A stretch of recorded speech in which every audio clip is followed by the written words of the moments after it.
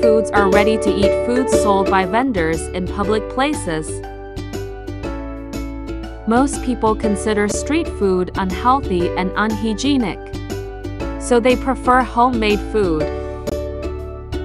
To me, street food is one thing I enjoy eating. In China, barbecued foods on skewers are sold on every street. These barbecue foods are popularly known as shaokao.